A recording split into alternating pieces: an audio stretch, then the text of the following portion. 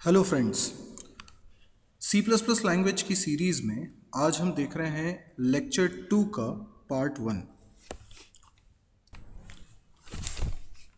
आज के लेक्चर में हम लोग देखेंगे कॉन्स्टेंट्स क्या होते हैं, वेरिएबल्स क्या होते हैं और कीवर्ड्स क्या होते हैं। Constant, any information is called constant.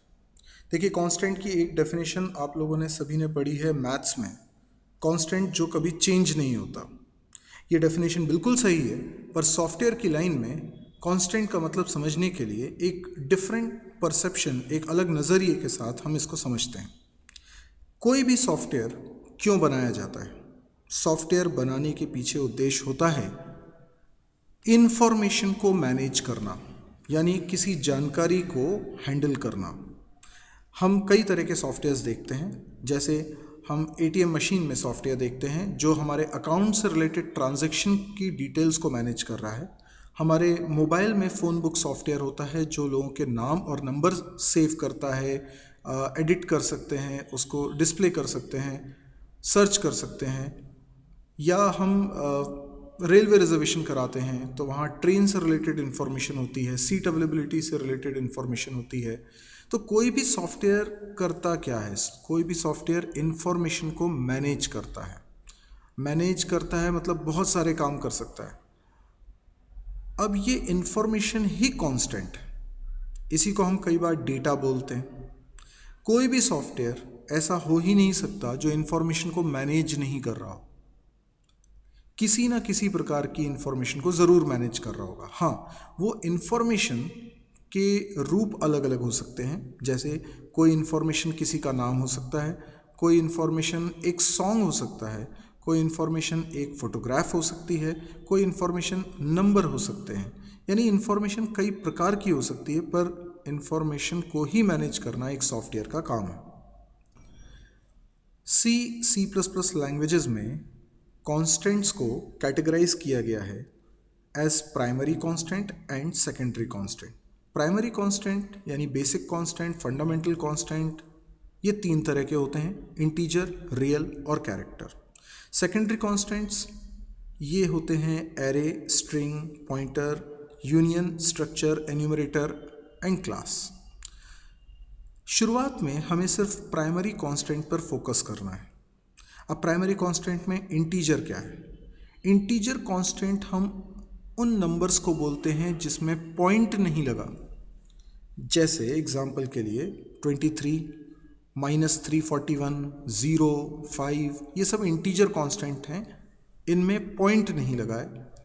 जबकि रियल कांस्टेंट वो नंबर्स होते हैं जिनमें पॉइंट लगा होता है, जैसे 3.4, -0.06, 3.0। देखिए, 3.0 भले ही पॉइंट के बाद ज़ीरो क्यों ना हो, पॉइंट लगा है तो वो रियल कांस्टेंट कहलाएगा। कैरेक्टर कांस्टेंट यानी कोई भी सिंबल कैरेक्टर कांस्टेंट हो सकता है।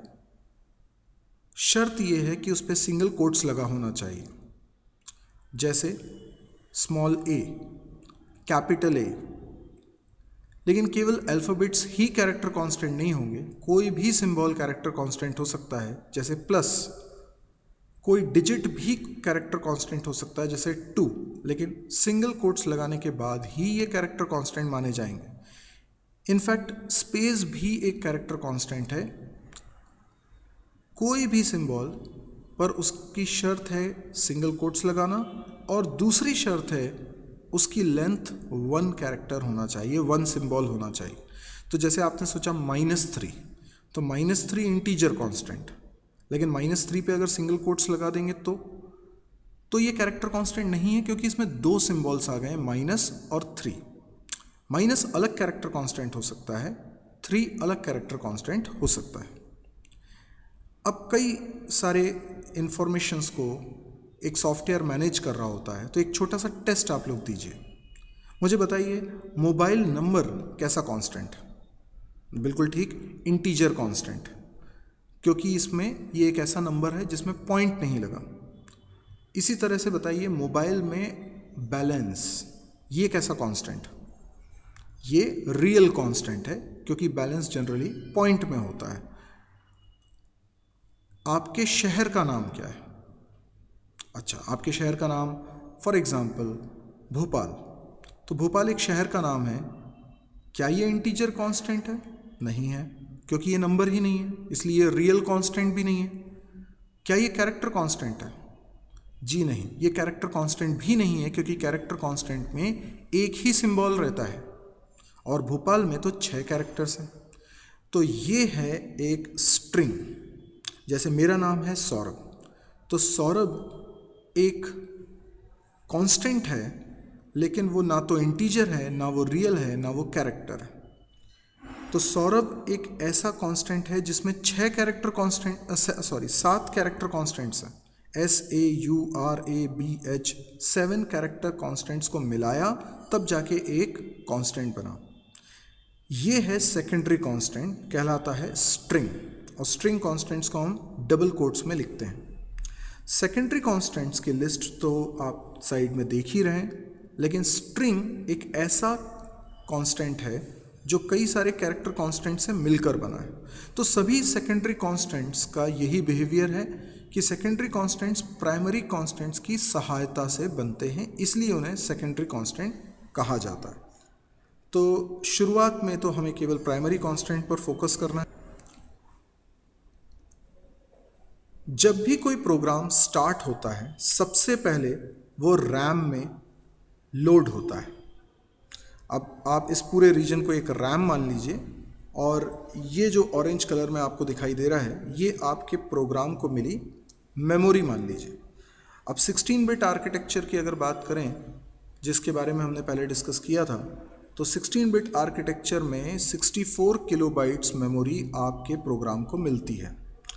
ये 64 किलोबाइट्स के अंदर ही 2 सेक्शंस होते हैं, मेजरली 2 सेक्शंस होते हैं। एक सेक्शन होता है जो इंस्ट्रक्शंस को स्टोर करता है, दूसरा सेक्शन होता है जिसमें हम डेटा को स्टोर करते हैं। अब सोचिए, कोई भी प्रोग्राम डेटा के बिना क्या है? कुछ भी नहीं। एक प्रोग्राम के 2 मेजर पार्ट होते हैं, इंस्ट्रक्शन और डेटा। इंस्ट्रक्शन यानी निर्देश, क्या करना है। डेटा, किस इंफॉर्मेशन पर ऑपरेशन परफॉर्म करना है। जैसे मुझे 2 नंबर को ऐड करना है, 2 नंबर्स ही ना हो तो मैं ऐड किसको करूँगा? तो निर्देश है ऐड करो, लेकिन 2 नंबर ही नहीं है तो कैसे ऐड करो। इसलिए डेटा का भी इम्पोर्टेंस है, इंस्ट्रक्शन का भी इम्पोर्टेंस है, ये दोनों मिलकर ही आपका प्रोग्राम बनेगा। तो एक प्रोग्राम को चलने के लिए रैम में जो मेमोरी चाहिए वो 2 चीज़ों के लिए चाहिए, डेटा और इंस्ट्रक्शन के लिए। अब मान लीजिए 2 नंबर को ऐड करने का ही प्रोग्राम हम बना रहे हैं, तो इस प्रोग्राम के अंदर डेटा कितना हैंडल होना है, यानी कितना डेटा को आप अपने प्रोग्राम में यूज़ करने वाले हो। बिल्कुल ठीक, 2 नंबर्स जिनको आपको ऐड करना है, और एक और नंबर जो दोनों नंबर का एडिशन करने पर प्रोड्यूस होगा, दैट इज़ रिजल्ट। तो मुझे कुल मिला के 3 डेटा को करना है हैंडल। ये तीनों डेटा को मेमोरी में रखने के लिए मुझे मेमोरी का कुछ रीजन रिजर्व कराना पड़ता है, और ये एग्जाम्पल के तौर पे एक मैंने मेमोरी रीजन रिजर्व कराया और इसको पहचान के लिए कुछ नाम दे दिया ए। ऐसे ही एक और मेमोरी रीजन, एक और मेमोरी रीजन, और इनको भी पहचान के लिए कुछ नाम दे दिए, जैसे बी और सी। अब हमारे पास 3 मेमोरी ब्लॉक्स हैं, ये हमने रिजर्व कराए हैं। इनका नाम पहचान के लिए हमने रख दिया है ए बी सी। तो अब मैं जब भी कहता हूँ कि ए के अंदर 5 रख दो, बी के अंदर 7 रख दो, तो इसका मतलब होगा ए जिस जगह का नाम है उसमें 5 चला जाएगा, बी जिस जगह का नाम है उसमें 7 चला जाएगा। अब मैं चाहता हूँ कि ए और बी का सम किया जाए, तो ए और बी में रखी वैल्यूज़ ऐड हो जाएंगी और जो रिज़ल्ट आएगा उसको सी में रख दिया जाए। तो बेसिकली मैं प्रोग्राम जब चलेगा तो उसके दौरान इन मेमोरी लोकेशन को कई बार कर सकता हूँ यूज़। ये नाम A B C, they are called variables. तो वेरिएबल्स क्या है? वेरिएबल्स उन मेमोरी लोकेशंस के नाम हैं जहाँ पर हम अपने प्रोग्राम का डेटा करने वाले हैं स्टोर। हम समझते हैं, variables are the names of memory locations where we store our data. तो ए बी सी क्या थे? वेरिएबल्स थे। वेरिएबल्स का नाम हम तय करेंगे। वेरिएबल्स कितने बनाने हैं ये भी प्रोग्रामर ही तय करेगा। यानी प्रोग्रामर को प्रोग्राम समझकर क्या प्रॉब्लम को उसे सॉल्व करना है ये समझकर ये तय करना होता है कि उसे कितने डेटा को हैंडल करना है। जितने डेटा को उसे हैंडल करना है उतने वेरिएबल्स उसको बनाने पड़ते हैं। आपको अपने प्रोग्राम में एक ऐसी लाइन लिखनी होती है जिसकी मदद से कंपाइलर को ये पता चलता है कि आप अपने प्रोग्राम में कितने वेरिएबल्स बनाना चाहते हैं और उनके क्या नाम रखना चाहते हैं। नाम क्या रखेंगे इसके नियम क्या है? नाम में अल्फ़ाबेट यूज़ हो सकता है, डिजिट यूज़ हो सकता है और अंडरस्कोर यूज़ हो सकता है। तो कोई भी वेरिएबल के नाम में अल्फ़ाबेट, डिजिट, अंडरस्कोर में से कुछ भी आ सकता है। लेकिन किसी वेरिएबल के नाम में पहला सिंबल डिजिट नहीं हो सकता। अब बात करते हैं कीवर्ड्स की। कीवर्ड्स यानी प्रीडिफाइंड वर्ड्स या रिजर्व्ड वर्ड्स। ये ऐसे शब्द होते हैं जिनका अर्थ कंपाइलर को पहले से पता होता है।